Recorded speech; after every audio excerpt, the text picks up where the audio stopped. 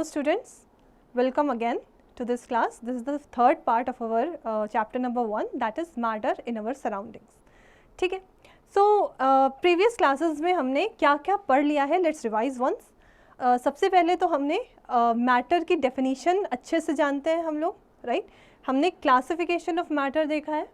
We have seen characteristics of matter that are very important for, in the questions also and for other quizzes and olympiads also, right? Plus in the class 2, in the part 2, we have seen that what are the physical states of matter, like solids, liquids and gases. ठीक है, उनको interconvert कैसे करेंगे? By the application of temperature. Temperature effects तो देख लिए, but हमने pressure effects के बारे में कुछ भी नहीं पढ़ा. नेक्स्ट हमने क्या देखा? हमने लेटेंट हीट देखी. लेटेंट हीट क्या होती है? Latent heat of fusion, latent heat of vaporisation, and heat किस तरह से मैटर को अफेक्ट करती है, that we have seen. Now the next topic I am going to start is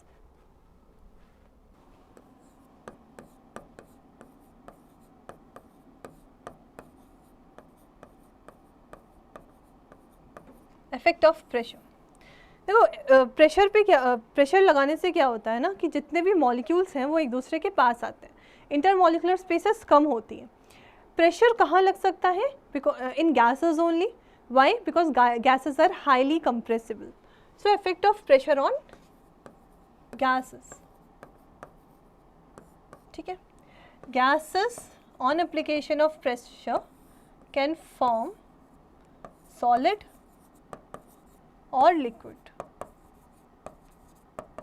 on application of pressure.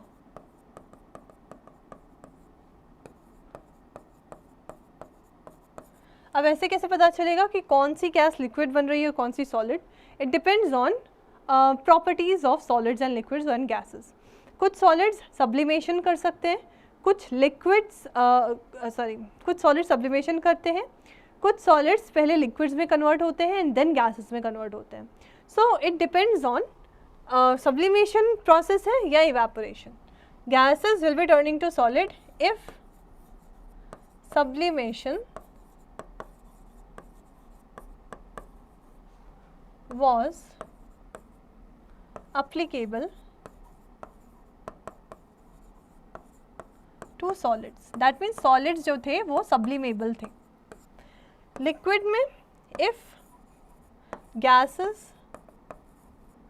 can only form by evaporation. अगर सिर्फ evaporation से ही gases form होती हैं तो हम क्या कह सकते हैं कि gases जो होंगी वो liquid बनाएंगी. For example gas to solid का एग्जाम्पल मैं दे देती हूँ. G2S gas to solid. अगर हम CO2 को कंप्रेस करें, CO2 let me write, if we apply pressure on CO2, ठीक है, so it will be converted to dry ice, that is a solid. क्योंकि जो CO2 है वो लिक्विड में चेंज नहीं होता, कोई हमारे पास लिक्विड CO2 नहीं होता जो कि गैस में कन्वर्ट हो सके. We have solid CO2 that is called as dry ice, right, and it does not get melted, so that's why we can use dry ice in freezing a lot of things. freezing नहीं, keeping cool a lot of things. ठीक है, आजकल ज़्यादातर dry ice का use हो रहा है, ना कि जो सिंपल आइस है जो वाटर से बनती है. वाई? बिकॉज ड्राई आइस जो होती है वो मेल्ट नहीं होती है ना, मेस क्रिएट नहीं करती like simple ice. So from gases to solid, when we apply pressure, this is the example, when we apply pressure on CO2, it will be forming dry ice. Next example is gases to liquid. So the example is LPG. You know LPG cylinders that are present in your homes. LPG is liquefied petroleum gas, and petroleum gas is the mixture of organic compounds. Basically, liquefied petroleum gas is a mixture, actually a liquefied form of petroleum gas. Okay, petroleum. What is petroleum? Petroleum is actually a mixture of organic compounds, right? when we apply a lot of pressure, under a lot of pressure, this petroleum gas will be converted to liquid and will be filled in the cylinders. ठीक है, so जब cylinders में होती है तो बहुत under high pressure होती है. जैसे ही आपने देखा होगा कि हम नॉब खोलते हैं अपने गैस की, तो प्रेशर क्या होता है, डिक्रीज होता है. जैसे ही प्रेशर डिक्रीज होगा तो वो फिर से लिक्विड गैस में कन्वर्ट हो जाएगा. So that's how effect of pressure will be present in changing states of matter. Gas can be turned into liquid, that will be called as liquefaction. Gas can turn into solids also, that is called as deposition, or you can say solidification. ठीक है, so gas into solid को हम solidification या decomposition बोल सकते हैं.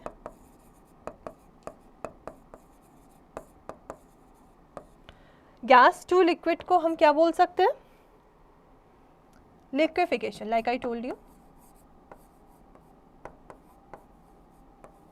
That's why it is called as liquefied petroleum gas. ठीक है, effect of pressure on gases we have seen because gases are highly compressible. Next बात करते हैं building concept की. So basically why cooking food takes longer time on mountains and lesser time in pressure cookers. See, mountains पे generally क्या होता है कि जब हम जाते हैं तो प्रेशर कम होने लगता है, राइट. अब हमें क्या आदत है कि हम अपने नॉर्मल अपने प्रेशर पे जो भी हमारा एटमॉस्फेरिक प्रेशर है उस पे हम खाना बनाते हैं, right. We can simply cook our food at normal bowls or normal utensils in room temperature and pressure, but on mountains generally pressure decrease हो जाता है. जैसे जैसे हम हाइट पे बढ़ेंगे प्रेशर डिक्रीज होने लगता है. ठीक है, तो प्रेशर अगर डिक्रीज्ड है, ठीक है, तो जो लिक्विड का बॉइलिंग है वो भी बहुत अच्छे से नहीं होता.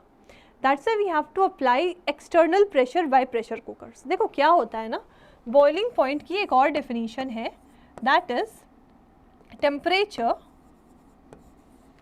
at which vapor pressure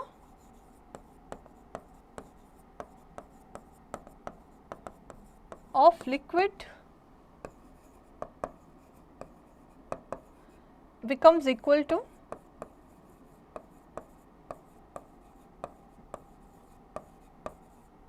atmospheric pressure. ठीक है, let me tell you, let me show you by a diagram. Suppose this is a container, we have liquid in it. जब हम इसे हीट करते हैं तो इसमें वेपर्स भी फॉर्म होते हैं.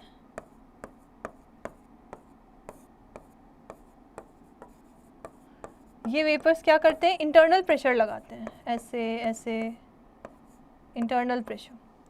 सो दिस जो प्रेशर होता है ना इंटरनल, इसी को कहते हैं वाटर वेपर प्रेशर, और ये कह सकते हैं वेपर प्रेशर.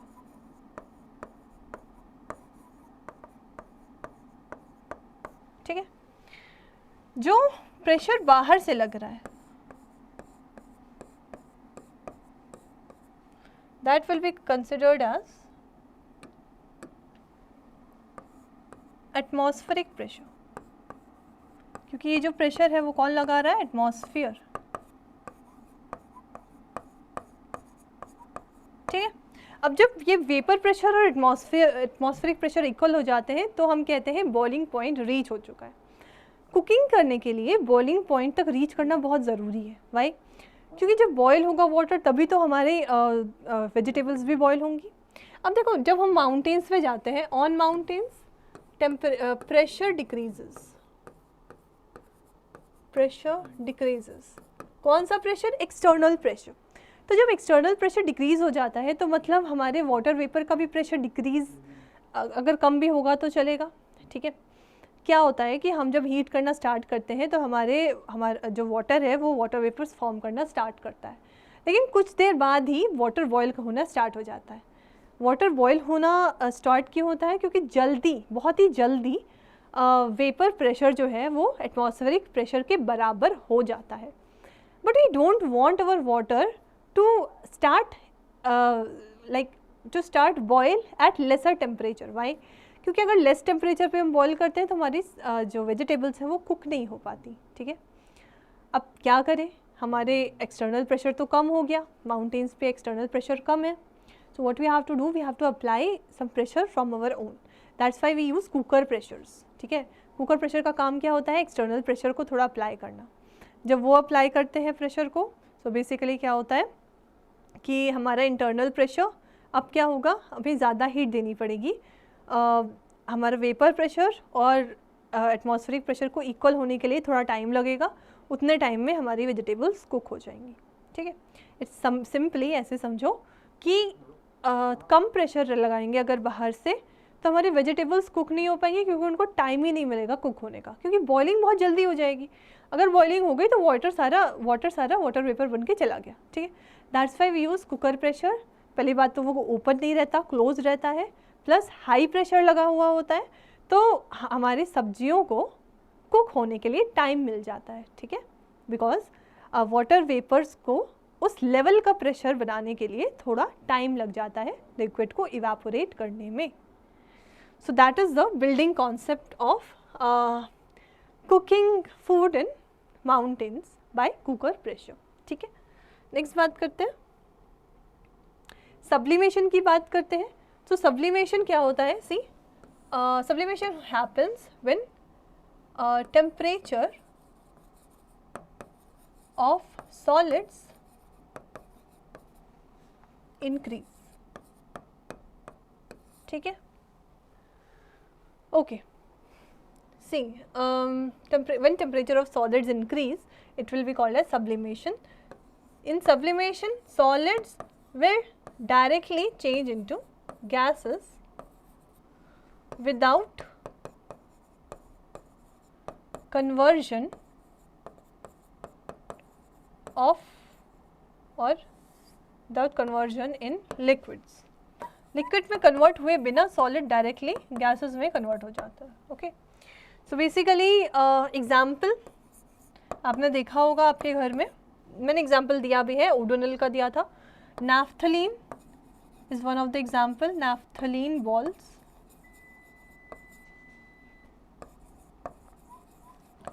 दूसरे एग्जाम्पल्स है camphor, other examples are I2 solid, NH4Cl solid. ठीक है, और भी एग्जाम्पल्स होते हैं, जैसे I2 हो गया, कैम्फर हो गया, नैफ्थलीन बॉल्स हो गया, dry eyes is also sublimation का एग्जाम्पल। ठीक है, अब देखो what is sublimate and what is sublime. Sublimate is something, sublimate is a solid that can undergo sublimation, that can undergo sublimation, and sublime is a substance that will be formed after sublimation. ठीक है, तो मतलब camphor है, camphor gas बनाएगा obviously, so जो भी बनेगा after sublimation that will be called as sublime. ठीक है, चलो that is it about sublimation, that's it. Okay, you have to learn according to the examples only, and this concept that is solids will be turning directly to gases. Next, we have seen effect of change of pressure already, because we had to build a concept regarding pressure and boiling point also. So we know how pressure will be affecting states of matter. Okay, see, why solid CO2 is also known as dry ice. Solid CO2 is also known as dry ice because basically its temperature is very less. Okay, when basically, see, solid CO2 will be formed when CO2, we will be applying pressure on CO2 and it will be forming dry ice. Solid CO2. This will be happening at low pressure, okay, high pressure but low temperature. So obviously at low temperature, when we decrease temperature, gas will tend to go into solid or liquid also, right? Gas that are formed by sublimation will be going into solid, and gases that will be formed by evaporation will be going into liquid, right? So, CO2 will be going into dry ice at low temperature. That is why it is called as dry ice, because it can be used in it can be used as ice in place of ice. Basically, dry ice will generally be used in place of ice, because ice generally create mess. Mess मतलब अगर जैसे हमें if you want to keep something refrigerated, और we can say अगर हमें decomposition से किसी चीज़ को बचाना है, so हम लोग उसे रेफ्रिजरेटर में रखते हैं. आइस अगर रेफ्रिजरेटर नहीं है तो उसे आइस में रखेंगे, आइस मेल्ट कर जाती है, राइट? पानी पानी it will be just spread everywhere. पर ड्राई आइस पानी पानी नहीं होता, वो गैस में कन्वर्ट हो जाता है, इसलिए हम लोग उसको ड्राई आइस की तरह यूज़ करते हैं. ओके, नेक्स्ट बात करते हैं इवेपोरेशन की. Okay, so in the chapter matter in our surroundings we have seen a lot of things. We have seen different states of matter. We have seen first of all what is matter. We have seen classification, broad classification of matter. We have seen a lot of characteristics. We have seen effect of temperature and pressure, right? We have seen that matter particles can move and what are the factors that are affecting the motion of the particles also, right? But we haven't touched, up to now we haven't touched evaporation. So now evaporation will be almost our end topic. Okay, what is evaporation basically?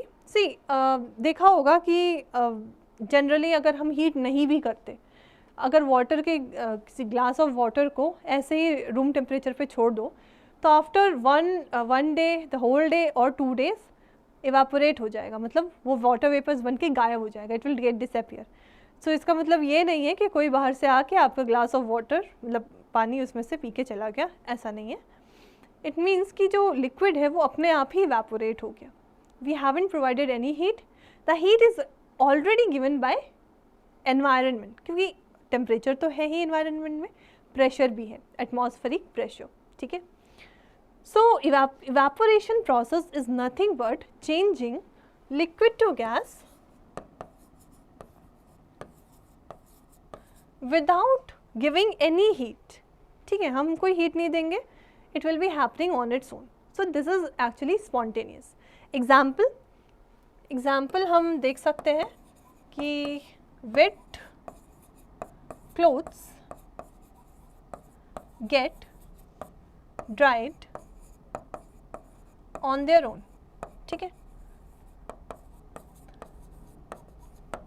कपड़े सुखाने के लिए डालते हैं after washing them, तो वो अपने आप ही कैसे सूख जाते हैं. हमने तो कोई हीट नहीं दी, तो उनका जो अंदर का पानी है वो किस तरह से गैस में चेंज हो गया. We haven't supplied anything. Basically evaporation हो रहा है. इवेपोरेशन में हमें कोई हीट देनी नहीं पड़ती, उसे बॉयल होने की ज़रूरत नहीं है उस वाटर को, इट विल गेट इवेपोरेटेड अपने आप, इट स्पॉन्टेनियसली रिएक्शन होती है.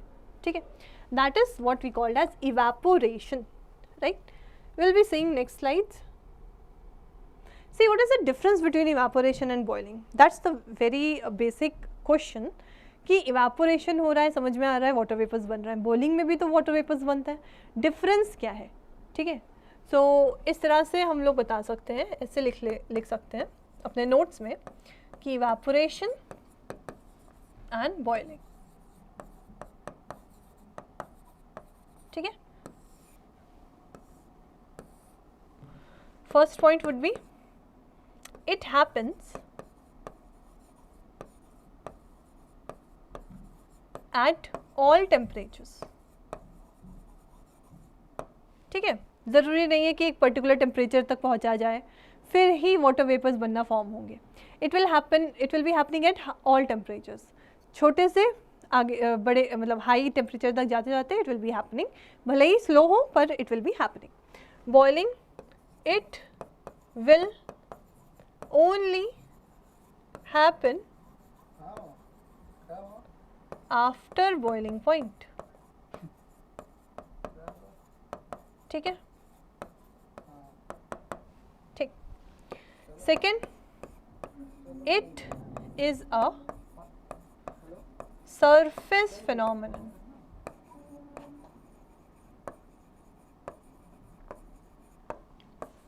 It is a bulk phenomenon.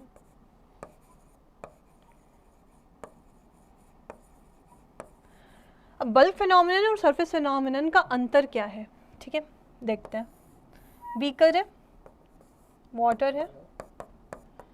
मैंने बताया था लिक्विड की एक सरफेस तो होती है, किसी भी कंटेनर में रखा है लिक्विड की एक सरफेस तो होगी. ऊपर की सरफेस अपने आप इवापोरेट होना स्टार्ट करती है, वाटर वेपर में चेंज होना स्टार्ट करती है. We are not suppose to provide any temperature but still it will be forming water vapours. पहले ये हो गई, पहले ये जो लेयर है इट विल गो अप, ठीक है. जब ये लेयर ऊपर चली जाएगी तो फिर जो नेक्स्ट लेयर आएगी वो जाएगी, फिर उसके बाद नेक्स्ट लेयर वो जाएगी. सो इट इज़ एक्चुअली या सरफेस फिनोमिनन, सिर्फ सरफेस से होगा. बॉइलिंग में बिल्कुल डिफरेंट है. कभी बॉइलिंग वाटर को देखा है? यहाँ अंदर भी देखने को मिलेगा कि बबल्स उठ रहे हैं, ठीक है. बल्क, सरफेस, बल्क फिनोमिनन मतलब अंदर से भी बबल्स उठेंगे from the bulk of the system. Bulk मतलब कोई चीज़ है, इसके अंदर क्या चीज़ें हैं, बल्क, ठीक है. सरफेस मतलब only at the surface. So boiling is a bulk phenomenon, evaporation is a surface phenomenon. Okay, I hope you are understanding. आप देखो जैसे फॉर एग्जांपल अगर हमारे पास कोई कपड़ा है, ठीक है, अगर हमने उसे सही से स्प्रेड करके नहीं फैलाया, ऐसे तोड़ मरोड़ मतलब मोड़ मोड़ के रख दिया, वेट है वो बेसिकली, कोई कपड़ा वेट है, हमने वॉश किया, मोड़ के रख दिया, स्प्रेड करके नहीं फैलाया, तो क्या होगा कि उसका जो सरफेस है सिर्फ वो ही सूखेगा, अंदर जो उसका बल्क है वो अभी भी गीला रह जाएगा. You can try, what you can try, you can take 2 clothes, wash करो उन दोनों को, एक को अच्छे से स्प्रेड करके फैला दो, दूसरे को ऐसे मोड़ के रख दो. कुछ देर बाद आना, 1-2 घंटे बाद, तो दूसरा जो मोड़ के रखा होगा वो ऊपर से तो सूखा होगा पर अंदर से लाइक जब उसे पूरा अच्छे से खोल के देखोगे तो वो अंदर से वेट होगा. वहीं जो दूसरा स्प्रेड किया है क्लोथ वो पूरी अच्छी तरीके से क्या हो जाएगा, ड्राई हो जाएगा. वाई? बिकॉज उसको ज़्यादा सरफेस मिल गया, सरफेस एरिया, ठीक है. Evaporation will be dependent on surface area. Next बात करते हैं factors affecting evaporation. So the very first factor that will be affecting evaporation will be what? Surface area.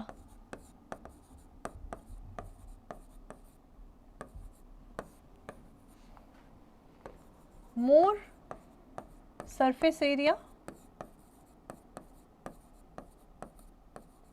more will be the evaporation. Example अभी मैंने दे दिया,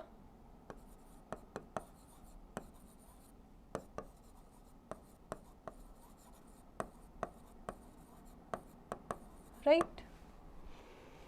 Next is temperature.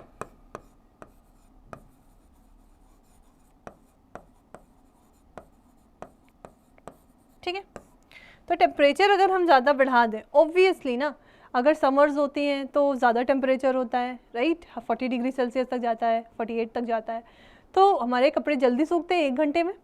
वहीं जब winters होती हैं तो टेम्परेचर ज़्यादा नहीं होता, 16 डिग्री सेल्सियस, 10 डिग्री सेल्सियस ज़्यादा नहीं होगा तो क्या होगा, वाटर वेपर्स जल्दी नहीं बनेंगे, correct. So as temperature increases evaporation also increases. Evaporation, I can write evaporation is directly proportional to temperature. ठीक है, नेक्स्ट बात करते हैं विंड स्पीड.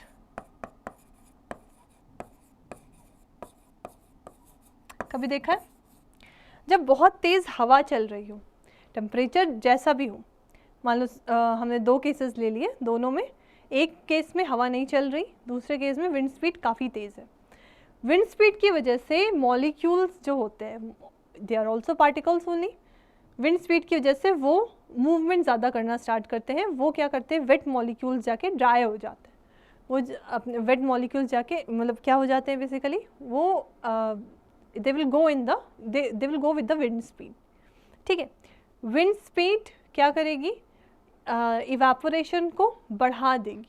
ओके, इवापोरेशन, क्योंकि एक बात देखो, अगर विंड स्पीड मॉलिक्यूल्स को कैरी करती है तो जैसे ही हमारे जो जो वेट वाटर है, जैसे वाटर है, it is always wet, I am not saying like that, I am saying कि जैसे वाटर है उसमें वाटर मॉलिक्यूल्स हैं, वाटर मॉलिक्यूल्स जब वेपर में चेंज होते हैं तो अगर विंड स्पीड ज़्यादा है तो वो ईजिली उन वाटर वेपर्स को कैरी कर सकती है, मॉइस्चर नहीं होने देगी. मॉइस्चर नहीं होगा तो और वाटर वेपर्स बन सकते हैं, है ना. कंसंट्रेशन हमारे एनवायरनमेंट में अगर वाटर वेपर्स का कम रहेगा तो लिक्विड ज़्यादा इवापोरेट होगा. Okay, so we can say evaporation is directly proportional to wind speed. And the last one is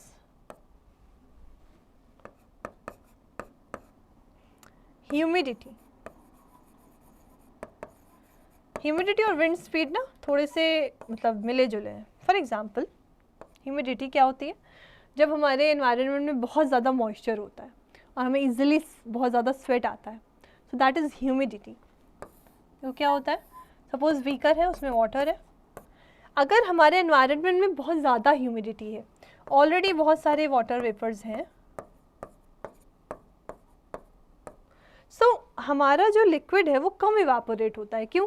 क्योंकि इवापोरेशन या कोई भी मूवमेंट ऑफ मॉलिक्यूल्स कहाँ होता है, higher concentration to lower concentration. But already हमें समझ में आ रहा है कि हमारा जो एनवायरनमेंट है उसमें high concentration of water vapours already present है. वाटर वेपर्स ही तो मॉइस्चर बनाते हैं. सो बेसिकली जब हाई कंसंट्रेशन प्रेजेंट पहले से ही है तो movement of water molecules water vapours में होता ही नहीं है, मतलब चेंज होता ही नहीं है, इवापोरेशन प्रोसेस बहुत धीमे हो जाता है. So that's why I can write कि evaporation is inversely proportional to humidity. ठीक है, कैसे कह सकते हैं, ऐसे भी सोच सकते हैं कि जैसे एक रूम है, अगर आपको दिख रहा है, दो रूम है आपकी चॉइस में, अगर आपको दिख रहा है कि आप दूसरे रूम में कम रश है और पहले रूम में बहुत ज़्यादा रश है, तो आप किस में जाना चाहोगे, दूसरे रूम में. Same with the case with molecules also. अगर मॉलिक्यूल्स को दिख रहा है, वाटर मॉलिक्यूल्स को, कि अगर हम वेपर्स बनते हैं तो ऑलरेडी इतने सारे वेपर्स हैं, वी विल गेट कोलाइड और फिर ऐसा मतलब बहुत रश हो जाएगा, तो वो क्या करते हैं कि वो जाना ही नहीं चाहते, वो प्रोसेस बहुत धीमे हो जाता है. ठीक है, we have to apply more effect और you can say effort. So these are the factors: humidity, wind speed, temperature and surface area. These are the factors that affect evaporation. Okay, I hope you are able to understand. Let's move to the next topic, or you can say next concept, that is cooling by evaporation. Why evaporation causes cooling?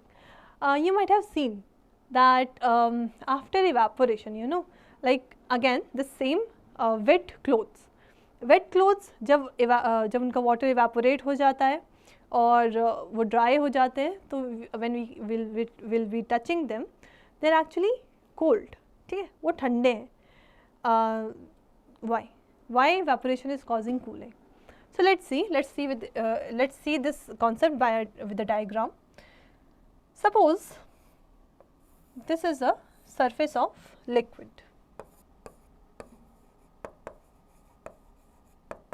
Liquid surface. I am showing it with blue. Liquid surface पे liquid molecules है.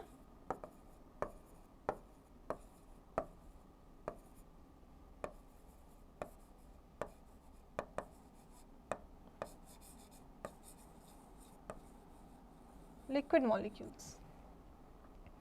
I'll be taking another pen, that will be green. Green में क्या है? Gas molecules that are present in environment.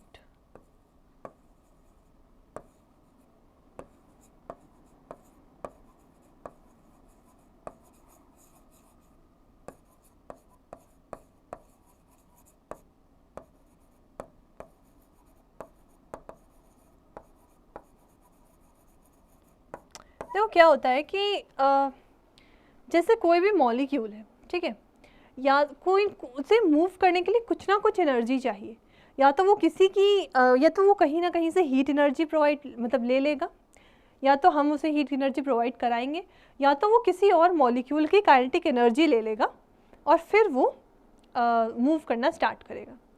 यहाँ पे देखो क्या होता है कि जैसे लिक्विड सरफेस है, हमारे गैस मॉलिक्यूल्स प्रेजेंट है। लिक्विड सरफेस के जो मॉलिक्यूल्स हैं, लिक्विड मॉलिक्यूल्स, वो क्या करते हैं कि ये जो गैस मॉलिक्यूल्स हैं इनकी काइनेटिक एनर्जी को एज हीट एनर्जी अपने अंदर ट्रांसफ़र करते हैं।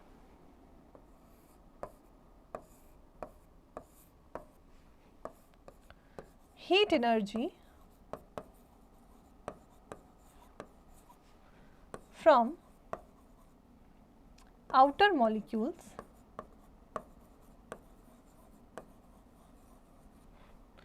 gets transferred to the inner, or I should say, one second,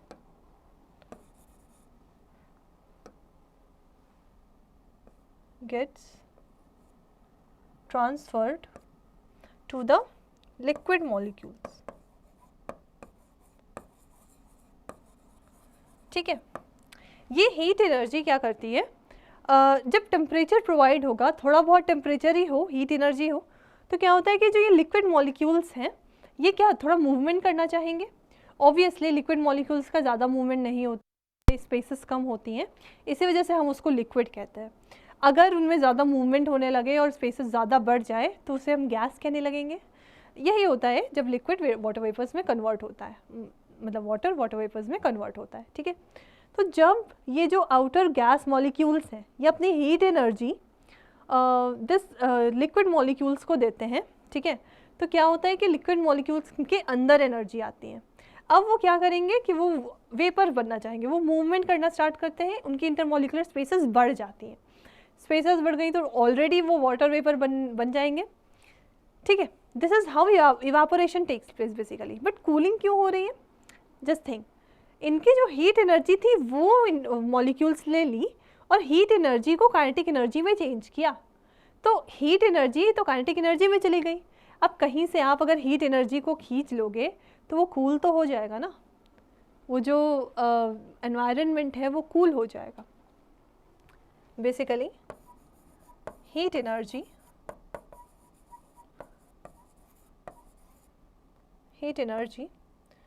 is converted to kinetic energy of liquid molecules।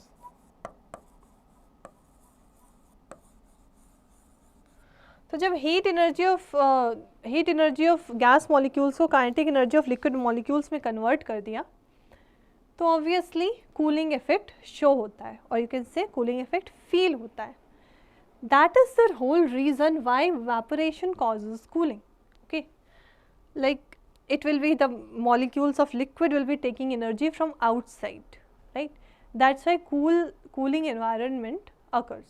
Okay, fine, I hope you are able to understand this. Let's move further. Okay, what are the examples of evaporation basically?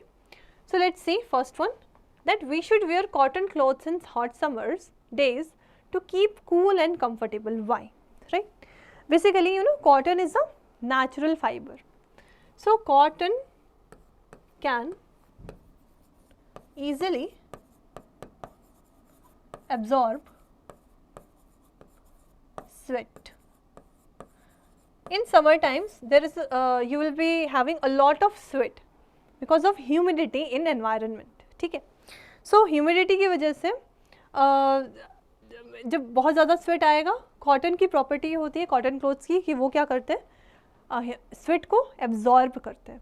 ठीक है, अब absorb करेंगे तो जितने जो sweat molecules हैं obviously they are liquid only, they will be get absorb to the surface of the cotton. अब वही सेम चीज़ होगी, एब्जॉर्ब होने के बाद वो इवापोरेट होंगे। कैसे? जो molecules that will be present in the clothes, वो जो अपनी काइनेटिक एनर्जी लेंगे, वो हीट एनर्जी लेंगे आउटसाइड ऑफ द मतलब आउटसाइड मॉलिक्यूल से, सो वो धीमे धीमे करके इवेपोरेट हो जाते हैं, ठीक है। अगर देखो क्या है कि कोई भी क्लोथ्स अगर हमने पहने, मान लो सिंथेटिक फाइबर का पहना, पॉलिएस्टर का पहना, तो क्या होता है कि वो एब्जॉर्ब नहीं करता ही स्वेट को। अगर वो एब्जॉर्ब नहीं करेगा और हमारी बॉडी में बहुत ज़्यादा स्वेट हो रहा होगा, हमारी बॉडी को सरफेस भी नहीं मिलेगी एनवायरनमेंट से इंटरैक्ट करने की, तो स्वेट जो होगा वो क्या होगा, इवेपोरेट नहीं हो पाएगा। That's why it is basically advised to wear cotton clothes. I hope you are able to understand. Let's move further. Okay, so students, we are seeing examples of evaporation. So the third example is basically water keeps cool in the earthen pot, that is matki during summer. ठीक है, yeah, of course the example of water is WATAR, correct? Correct. Just wait. Yeah. Now see what happens. सबने मटका तो देखा ही होगा। Generally जब हम लोग विलेजेस में होते हैं और वहाँ पे रेफ्रिजरेटर सिस्टम नहीं होता, because there may be some problem of electricity, तो पानी गर्मियों में मटके में रखा जाता है ठंडा पानी पीने के लिए। ऐसा क्यों, हम मटके को क्यों इस्तेमाल करते हैं? Basically it's also an example of evaporation, ठीक है। क्या होता है ना कि फॉर एग्जाम्पल मैं एक डायग्राम बनाती हूँ। सपोज दिस इज अवर मटका, राइट, एंड इसमें पानी भरा है, करेक्ट। यू नो मटका मिट्टी से बनता है एंड मिट्टी हैज़ अ पोरस सरफेस, इसलिए मटके की जो सरफेस होती है is also a porous surface. अब मैम पोरस सरफेस का मतलब क्या है? तो पोरस सरफेस का मतलब ये है कि उसमें छोटे छोटे पोर्स होते हैं, इतने बड़े पोर्स नहीं हैं कि लिक्विड को कंटेन करके ना रख सके, गैसेस को कंटेन करके नहीं रख पाएंगे, क्योंकि जनरली थोड़ी देर बाद गैसेस जो हैं वो easily out of the container flow कर जाती हैं, ठीक है। पोर्स हैं, बहुत छोटे छोटे पोर्स हैं। बेसिकली क्या होता है, देखो इवापोरेशन में मैंने बताया था कि लिक्विड मॉलिक्यूल्स जो हैं किसी भी वेट सरफेस के, they must interact with the molecules of the environment. We have seen what why cooling happens, so that is the same application we are going to apply here. See pores है, pores की वजह से liquid जो molecules हैं वो यहाँ easily, क्योंकि मटका है, मटके के अंदर पानी भरा है, तो ऑब्वियसली लिक्विड मॉलिक्यूल्स उसकी पूरे सरफेस पे प्रेजेंट होंगे, स्प्रेड होंगे। नाउ यू नो जो आउटसाइड मॉलिक्यूल्स हैं they can interact with the liquid molecules here. Why? Because porous surface है। पोरस सरफेस मतलब थोड़ा सरफेस मिल जाता है, थोड़ा इंटरैक्शन का स्पेस मिल जाता है। यहाँ पे हमारे एनवायरनमेंट में भी कुछ मॉलिक्यूल्स प्रेजेंट होंगे, molecules of surrounding.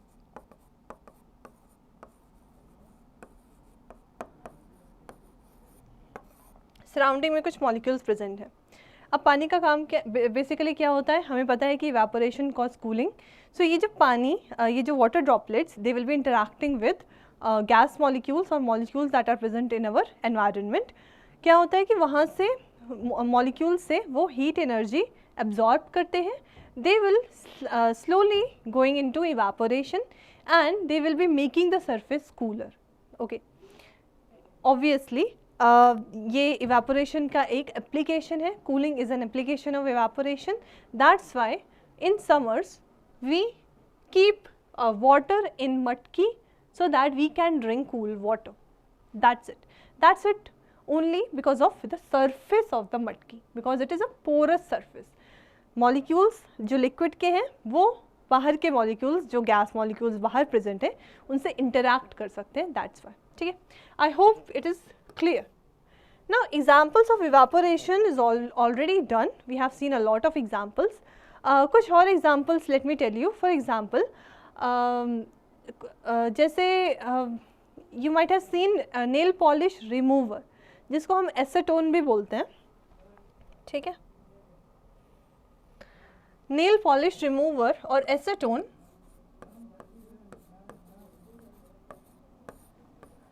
gives cooling effect to our palm. ठीक है,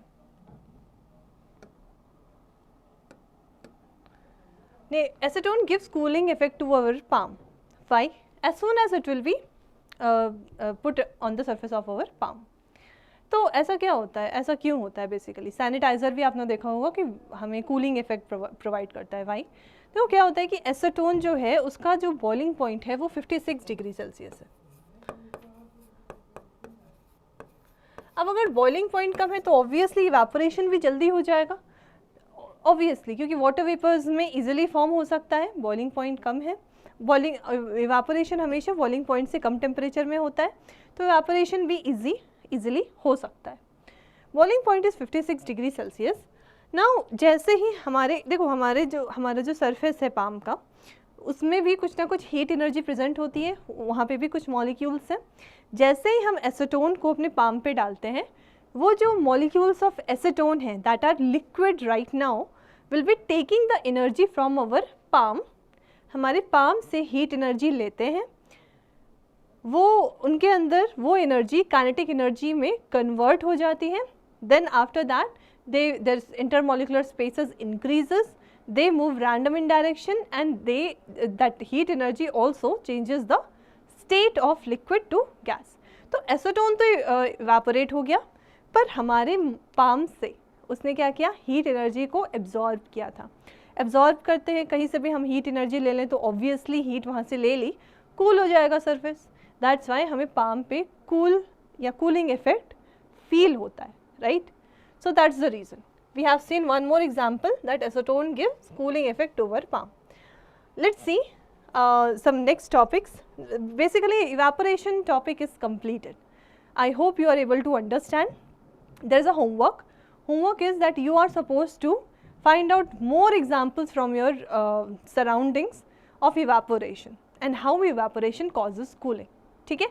Write in the comments if you find some. Let's move further. Okay, so there are two more topics left in this chapter. See, we have seen in this chapter, we have seen a lot of things.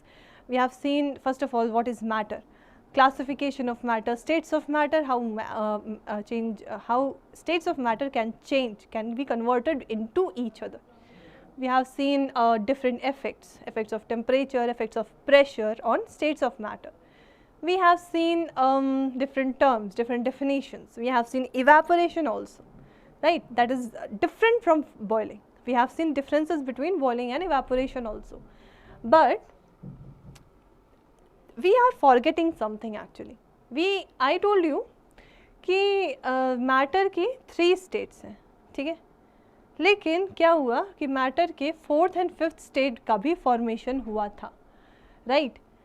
Basically 4th and 5th state in your class 9th, you are in class 9th, so अभी समझना इतना easy नहीं है. You will understand but a little bit, बहुत ज़्यादा deep में नहीं जा पाओगे, इसलिए परेशान होने की ज़रूरत नहीं है. लेकिन plasma and there is one more I'll be showing you. So plasma and BEC, that is Bose-Einstein condensate, are two another states of matter other than solids, liquids and gases. ठीक है? So plasma can also be called as 4th state of matter. ठीक है? चलो, plasma होता क्या है? I hope you know what are ions. Ions are basically charged species formed from atoms. कोई भी एटम है, अगर उसमें मैं एक इलेक्ट्रॉन को ऐड कर रही हूँ, because electron is a negatively charged species, so अगर मैं एक इलेक्ट्रॉन को ऐड कर रही हूँ तो वो नेगेटिव आयन बनाएगा, बिकॉज चार्ज स्पेशीज को हम कभी एटम्स नहीं कह सकते, हम हमेशा आयन कहेंगे, और नेगेटिव आयन को हम अनायन बोलते हैं. Example Cl-. अगर मैं एक इलेक्ट्रॉन को रिमूव कर रही हूँ, सो वो पॉजिटिव आयन बनाएगा, क्योंकि अगर नेगेटिव आयन को हटा रहे हो, सॉरी नेगेटिव चार्ज को हटा रहे हो, तो पॉजिटिव आयन बनाएगा, पॉजिटिव चार्ज बनाएगा. That is called as cation, and that would be suppose Na+, sodium cation. Fine. देखो क्या होता है ना कि हमें पता है कि opposite charges attract each other, right. cation is positively charged, electrons are negatively charged, but and if we will be putting them together, they will definitely neutralizing each other. cation electron को attract कर लेगा और फिर से atom बन जाएगा. ठीक है. पर क्या है ना, प्लाज्मा में cations and electrons exist together without even neutralizing each other. ठीक है. सो प्लाज्मा में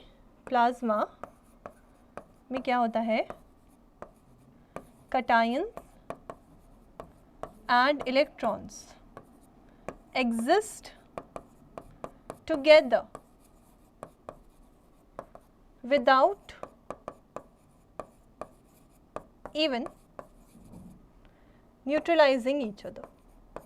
आप कहोगे मैम ऐसा कैसे हो सकता है, तो ऐसा हो सकता है. ठीक है, क्योंकि उसकी एनर्जी बहुत ज़्यादा होती है, इसलिए दैट इज़ पॉसिबल. कंपेंसेशन कैसे होता है, दोनों साथ में कैसे रहते हैं, एनर्जी इज़ वेरी हाई.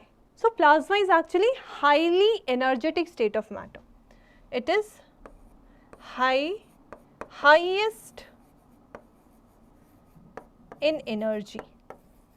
कोई पूछेगा कौन सा ऐसा स्टेट ऑफ मैटर है जो हाईएस्ट इन एनर्जी है, plasma is that state of matter. ठीक है, that's it for plasma.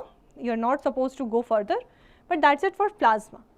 See plasma के एग्जाम्पल्स क्या हो सकते हैं, fire, right, lightning, element from which sun and stars are made, that is plasma, lava, right, and some other things like this, highly energetic. Okay, so these will be plasma's example.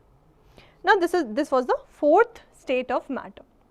There is also one more, fifth state of matter, that is very important for Indians. Why? Because it is Bose-Einstein condensate, BEC, and that is fifth state of matter. Bose, he was a scientist from India. That's why it is very important for Indian. You're also Indian, I am also Indian of course, but the thing is अभी BEC ज़्यादा समझ नहीं आएगा.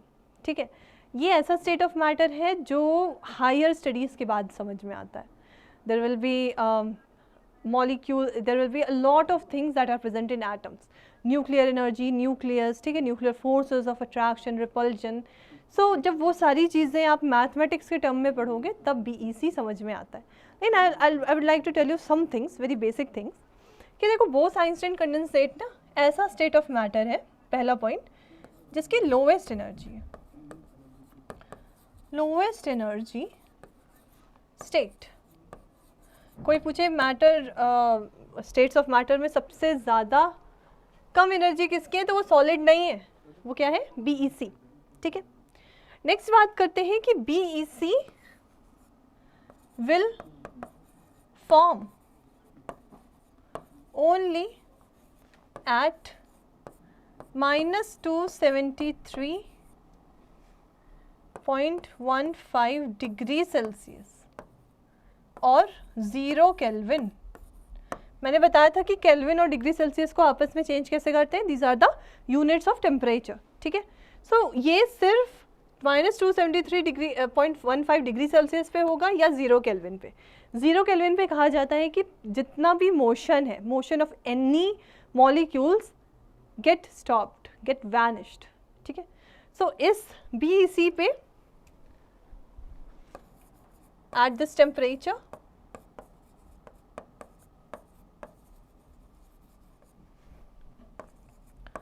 all the molecules become static.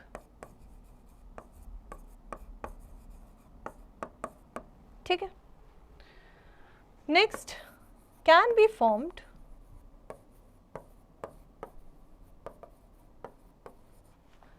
only from those gases which have density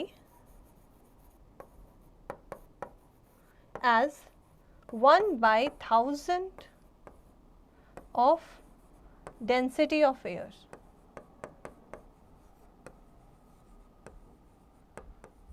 Like helium और hydrogen, ठीक है।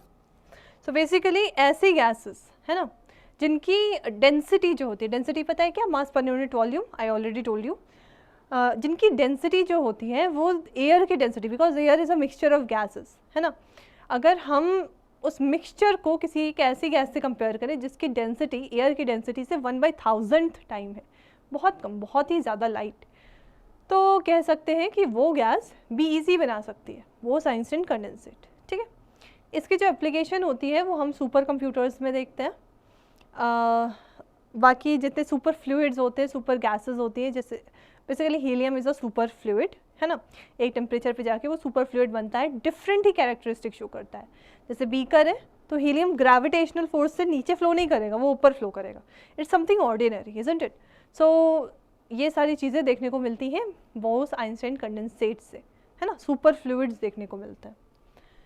Now this is the fifth state of matter, and whatever I have told you that is actually enough for you for today, not for today, for your up to class 12th also, ठीक है। class 12th में भी आप नहीं समझ पाओगे इसकी mathematics, but in higher classes you will be learning. Now our chapter is almost finished, right? We have seen a lot of examples, we have seen all the theories. Let's do some questions and then it would be over. So let's start. Yeah. So basically, let's see the first question. Which of the following are matter? Right? See, there are no options given, but let me tell you. The options were smell. Just wait. Smell of perfume,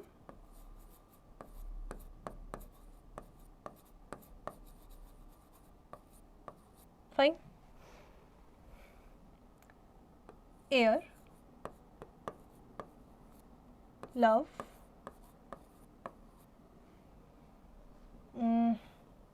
honey,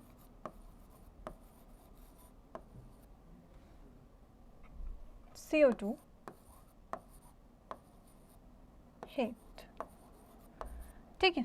So you are supposed to tell me which one of them are matter and which one of them are not. So we know matter is having definition as anything that can occupy space, have mass, and it has volume, and it can be sensed, right? It can also be sensed. So smell we can sense, okay, but smell is also a kind of abstract noun. So that's why smell is not a matter. But smell of perfume is a matter. Why? Because in smell of perfume there will be molecules of perfume present. Perfume is also a kind of chemical compound, ठीक है। Chemical compound जो होते हैं, it's something like perfume is basically made up of alcohol, esters, right? What are alcohols and esters you will be learning in higher classes. I am just telling you the chemical compound's name. So smell of perfume has those molecules. That's why it is a matter. Air. Air is a mixture of gases, and as we know gases are matter. So air is also a matter. Love, right? Love is an abstract noun. We cannot touch it, right? We cannot sense it from our sensory organs. We can only feel it. It doesn't occupy any space or mass, so it is not. Honey is definitely a kind of liquid, it will be matter. CO2 is a gas, it will be matter. Hate, again no. It's the same reason as why love is not a matter.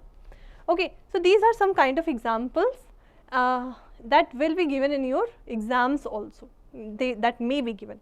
So I hope you are able to understand. Next question. Give reason for the following why the smell of hot sizzling food reaches you several meters away, but to go to the smell from cold food you have to go close, right? Fine, let's see. See, basically suppose we have two balls.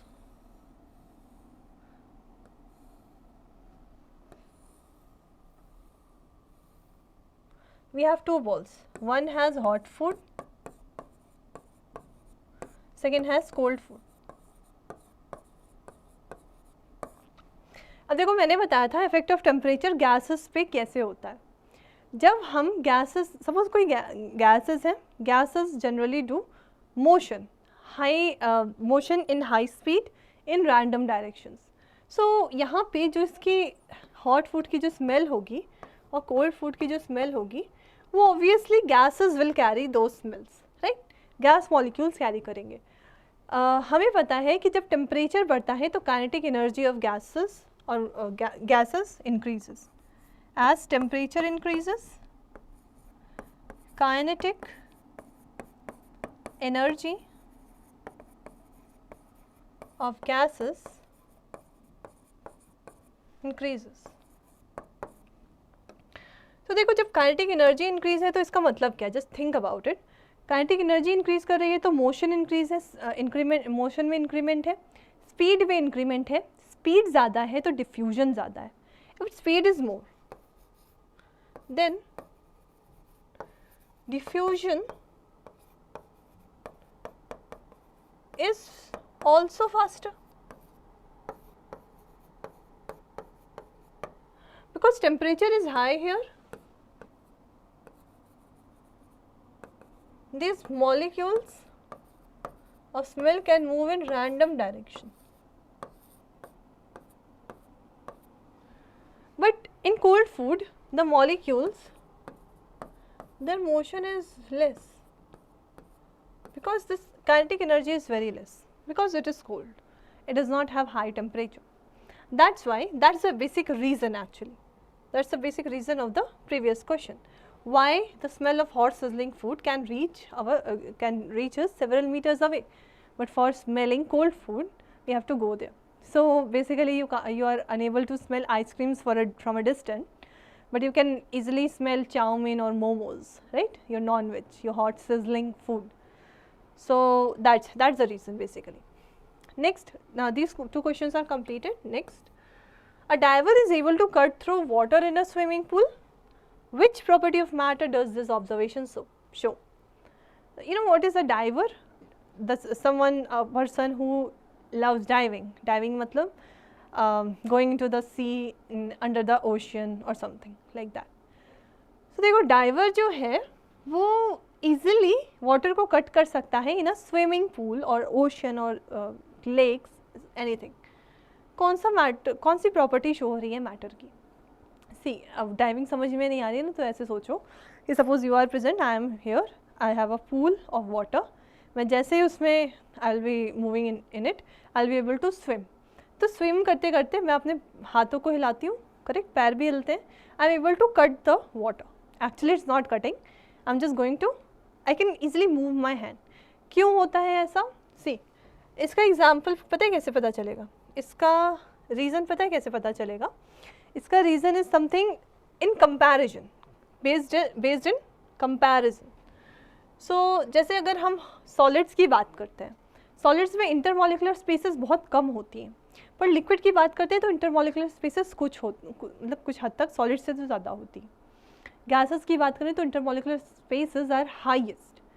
जब हमारे पास space होती है निकलने की तो we can easily move in any room, in any house. But suppose rush है, बहुत सारे सब लोग चिपक के खड़े हैं, तो क्या लोगों को ठोकर मार के आप निकल सकते हो? You have to apply a lot of force, है ना. सॉलिड का केस वो हो जाता है, लिक्विड का केस थोड़ा मॉडरेट रहता है, और गैसेस का तो बिल्कुल नहीं. तो अब देखो मैं एग्जांपल देती हूँ. अगर मुझे ये हाथ है, यहाँ पे कुछ सॉलिड है, मुझे ऐसे मारना है. Suppose this is the blackboard I am having, suppose this is a solid. If I will be hitting it, I will just injuring myself, ठीक है, because it's a solid, it's rigid. Rigid में molecules don't break easily, we have to apply a lot of force. We are, ठीक है, I think you are understanding. Now liquids में क्या होता है, थोड़ा स्पेसेस है. स्पेस है तो हम अपने हाथ को मूव कर सकते हैं. स्पेस है तो जब हम हाथ को मूव करेंगे तो वो जो मॉलिक्यूल्स हैं वो भी मूव कर पाएंगे. दैट्स व्हाई मॉलिक्यूल्स जो हैं वो थोड़ा कॉम्प्रोमाइज़ कर लेते हैं. वहीं गैसेस में देखें, जैसे as you can see there is nothing, only gas. I can easily move my hand here and there. Why? Because gases के जो मॉलिक्यूल्स हैं वो हाईली कंप्रेसिबल तो है, इंटरमोलिकुलर स्पेसेस भी बहुत ज़्यादा है और कॉम्प्रोमाइजिंग भी है, कॉम्प्रोमाइज़ कर लेते हैं, ठीक है, ईजिली एक दूसरे को थोड़ा साइड, मतलब जैसे मेरा हाथ आया थोड़ा साइड साइड होके वो आराम से एडजस्ट कर लेते हैं. So that's the reason. Basically हम लिख सकते हैं कि liquids have higher intermolecular spaces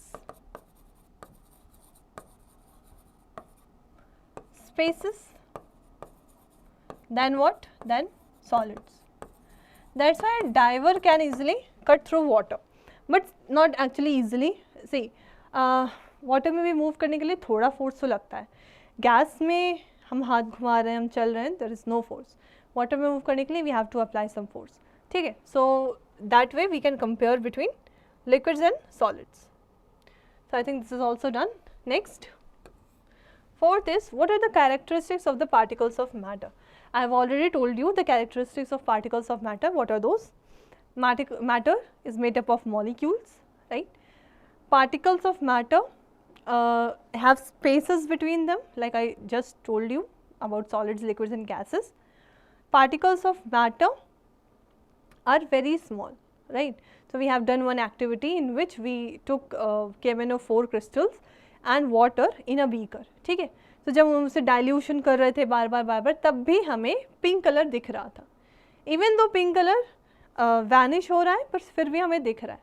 तो इवन स्मॉल सब्सटेंस भी हमारे पूरे लिक्विड को कलर करने के लिए काफ़ी है. So basically it is smaller, the particles are very small. It can be broken down again and again into small more particles, right? Next, particles of matter are continuously in motion. बहुत सारे examples देखिए, diffusion, osmosis, ठीक है, mainly तो diffusion जो कि सब में present था, diffusion in liquids, diffusion in gases, diffusion in solids, ठीक है. Osmosis is movement of solvent particles from high concentration to low concentration. Next, next is, and the last property is, particles of matter can attract each other. So we have seen properties of intermolecular force of attraction and intermolecular spaces, and we have seen intermolecular force of attraction or space is inversely proportional to intermolecular forces, right? Okay, this question is also done. Next question, when salt or sugar are poured into different kinds of vessels, why do they take shape of the vessel? See, we have seen that solids have definite shape. Definite shape होता है, it does not change, ठीक है. पर क्यों ऐसा हो रहा है कि जो शुगर पार्टिकल्स हैं, जो सॉल्ट पार्टिकल्स हैं, वो जब भी हम किसी कंटेनर में रखते हैं उसका शेप ले लेते हैं. देखो क्या है ना कि साइज़ भी मैटर करता है, राइट? शेप तो सेम रहेगा, साइज़ डिफरेंट हो सकता है.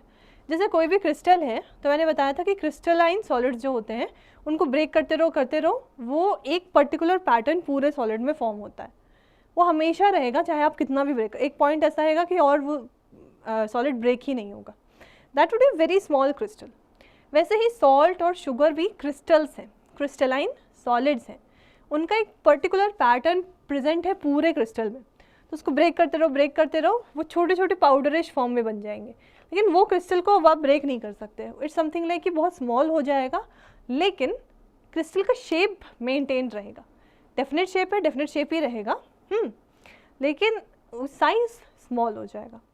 तो जैसे सॉल्ट एंड शुगर पार्टिकल्स का साइज़ स्मॉल कर दिया, किसी भी कंटेनर में भर दो तो कंटेनर का शेप तो ले ही लेंगे. ओवरऑल बड़े में देखें, अगर पूरा ओवरऑल पिक्चर देखेंगे तो लगेगा कि अच्छा शेप चेंज कर लिया है like liquid, but it's not like that. Small particles का शेप अभी भी वैसा ही है. सो salt and sugar crystals are actually very small. So this is the property of size, very small. So that's why whenever we are putting, it simply will be taking the shape of the container. I hope you are able to understand. This question is also done. Now let's see the next question, that is sponge is a solid yet we are able to compress it. Why? And I would like to tell you that this question I have already told you. How? I was telling you about compressibility and I already told you this question. That is, see, we have sponge, right? Sponge is a solid, definitely it is a solid, but actually it has pores in it. Pores like not very small pores, just like मटकी, हमने मटकी का example देखा था, उतने ज़्यादा छोटे pores नहीं होते, इवन इसके जो पोर्स होते हैं वो बड़े होते हैं, साफ साफ हमें दिखते भी हैं. तो आपने देखा होगा कि कभी भी ऐसे वाटर को एब्जॉर्व करो तो ईजिली एब्जॉर्व हो जाता है. क्यों? क्योंकि जो स्पॉन्ज है उसमें पोर्स हैं. पोर्स क्या करते हैं? वाटर के मॉलिक्यूल्स को क्या कर लेते हैं? इंटैक्ट कर लेते हैं, एब्जॉर्ब कर सकते हैं. ठीक है, फिर उसको जब टेक इट आउट, जब हम उसके अच्छे से कंप्रेस कर लेते हैं तो वाटर मॉलिक्यूल्स निकल भी जाते हैं. Similarly is the case with gas molecules also. अगर मान लो कि हम स्पॉन्ज को गीला नहीं कर रहे हैं, वो सिंपली ऐसे ड्राई रखा है, तो हमारे एनवायरनमेंट में तो गैसेस प्रेजेंट है, भले ही हमें दिख नहीं रही, तो उन पोर्स में जाके गैस पार्टिकल्स एब्जॉर्ब हो जाते हैं.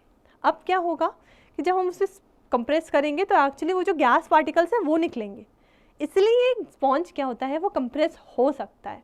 Right, actually it's not the solid that is compressed, it's a gas only. So that's the reason. I hope you are able to understand. The next is the mass per unit volume of a substance is called density. Right? Density, let me tell you. Density is shown by rho. It is a symbol that is called as rho, and its formula is m, that is mass by volume. Mass per unit volume. The question is,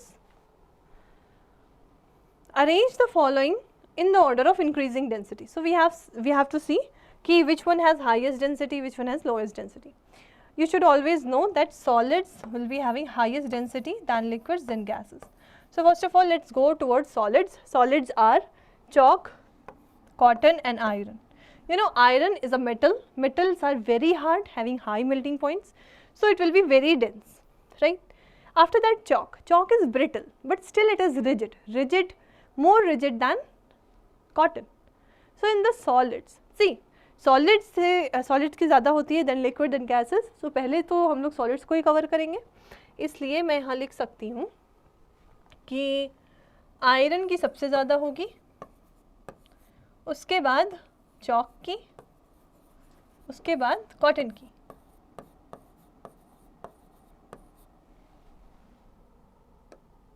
अब हम liquids पे आ जाएंगे क्योंकि solids cover हो गए. तो liquids में हमारे पास हनी और वाटर है. हनी, मैंने बताया था हनी की एक प्रॉपर्टी होती है विस्कोसिटी, है ना. विस्कोसिटी इज द प्रॉपर्टी और is the property of a liquid by which restriction of flow of liquid happens. ठीक है, एक्सटर्नल फोर्सेस लगती हैं और जो फ्लो है लिक्विड का वो रिस्ट्रिक्ट हो जाता है.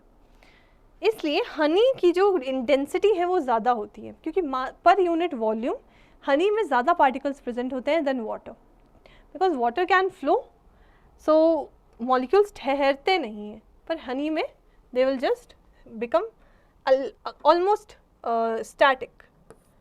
So that's why honey than water.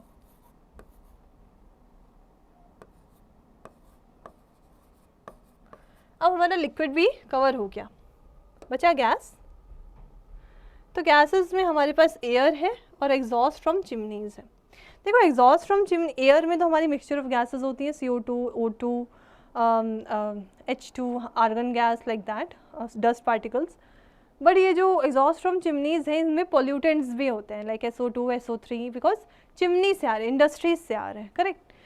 कोल जलता है, चिमनीज से बाहर गैस निकलती है, एग्जॉस्ट निकलता है. क्योंकि इसमें ज़्यादा नंबर ऑफ पार्टिकल्स है इसलिए ज़्यादा डेंस होगा. Exhaust from chimneys is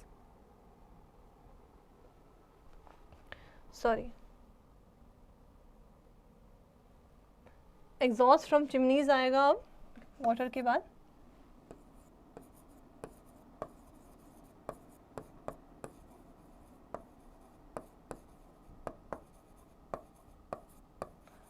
And then air. Okay, that's it. That's the whole question. Now I hope you are able to understand this. Let's see the last question. The 7th one is completed. The last question is the 8th one, that is liquids generally have lower density as compared to solids, but you must have observed that ice floats on water. Find out why. So this is very interesting question, right? We know कि कोई भी चीज़ अगर ज़्यादा dense होती है, मान लो कि एक देर आर 2 पीपल, एक का मास ज़्यादा है, वेट बहुत ज़्यादा है, सपोज 100 kg, एक का मास ओनली 50 kg है, तो जब वो दोनों स्विमिंग पूल में जाएंगे तो कौन डूबेगा? जो मोटा है, जो 100 kg का है, वो डूबेगा. It's because it's his density is high. तो किसी भी चीज़ की अगर डेंसिटी ज़्यादा होती है तो वो ईजिली वो फ्लोट नहीं कर पाता, बेसिकली वो settle down at the bottom, डूब जाता है, राइट? लेकिन डेंसिटी कम होगी तो फ्लोट कर जाएगा. अब देखो आइस जो है वो वाटर पे फ्लोट करती है. अगर भरोसा नहीं है तो you can go in your homes and do the experiment. Ice float क्यों करेगी? तभी कर सकती है अगर आइस की डेंसिटी वाटर से कम है, पर सॉलिड की तो ज़्यादा होती है. Then why it is happening? Let's see. This is the last question and will be seeing the last explanation. See what happens.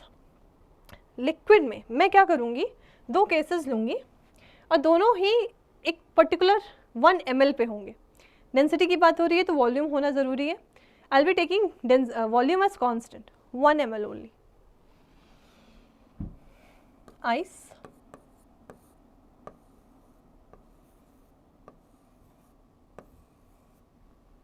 Water.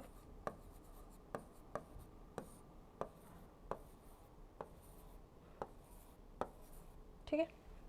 अब देखो ये भी 1 ml पर है और ये भी 1 ml पर है. एक चीज़ बताती हूँ. देखो अब कहोगे कि मैम आपने यहाँ पे ये जो सर्कल्स है ना वो मॉलिक्यूल शो कर रहा है. Now you can say that ma'am आपने 1 ml में आइस में 4 मॉलिक्यूल्स बोल दिए, बता दिए, और वाटर में 5 बना दिए.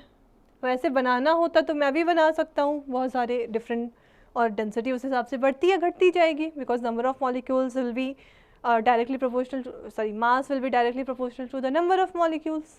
जितने ज़्यादा नंबर ऑफ मॉलिक्यूल्स उतना ही ज़्यादा mass, correct? But I would like to tell you something. Basically see, ice क्या है? रिजिड है. Ice is a solid. Water can flow. ठीक है. वाटर में क्या सिस्टम होता है कि जब जैसे ही वो आइस में कन्वर्ट होने लगता है, आइस में एक केज टाइप स्ट्रक्चर बनने लगता है. After freezing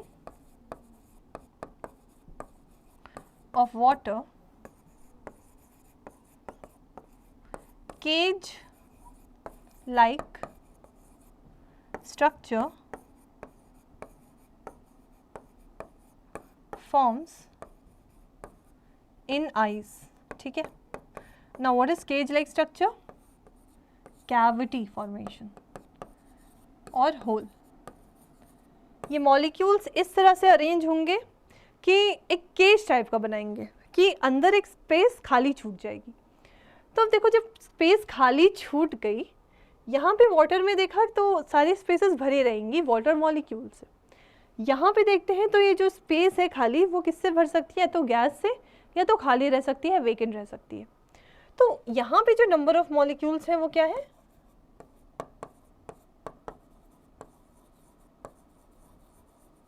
four only. यहाँ पे नंबर ऑफ मॉलिक्यूल्स क्या है?